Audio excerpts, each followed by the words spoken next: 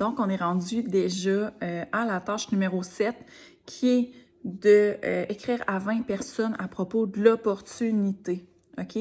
Une chose qu'on ne veut pas, c'est d'écrire à des gens à qui tu n'as jamais parlé, juste aller dans ta liste d'amis, faire, tu sais, random, écrire genre « Hey, salut, je viens de joindre une opportunité de fou, est-ce que tu veux plus d'infos? » Genre, gros texte copier-coller à 20 personnes, c'est pas ça qu'on veut, OK? On a une business de marketing de réseau, une business de marketing relationnel. On veut créer des relations.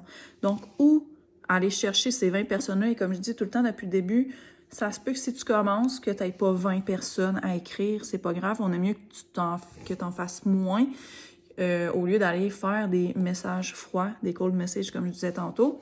Mais à la force d'être constant, tu vas avoir plus que 20 personnes à écrire par jour. Donc, où aller chercher ces personnes-là? Si tu as fait ton numéro 2, OK? Publier quelque chose sur ton histoire. Ça se peut que tu aies des gens, parce que normalement, quand tu écris une histoire, tu mets un call to action. Un call to action, c'est que tu invites les gens à faire quelque chose. Fait que si tu racontes une petite partie de ton histoire, tu leur demandes ça te rejoint, commente, ou tu veux plus d'infos, écris en commentaire. Bref, ça, c'est un call to action. Donc, les gens qui vont avoir répondu à ça, tu vas aller les voir et tu vas commencer à leur parler.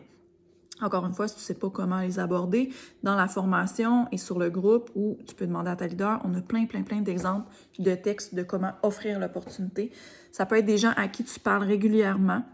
Ça peut être aussi, si tu as fait des stories, opportunités, avec des sondages. Les gens qui ont répondu à ton sondage, comme dans la vidéo précédente, tu peux aller les voir et leur jaser opportunité.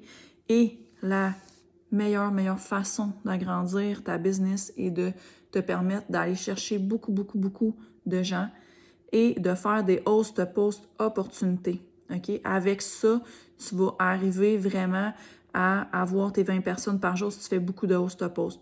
Par exemple, je sais pas moi, si tu fais un post, quelqu'un fait un post pour toi, mon amie Nathalie recherche 3 personnes qui veulent faire un revenu supplémentaire sur les réseaux sociaux, commente info, puis elle va t'écrire comment ça fonctionne, par exemple.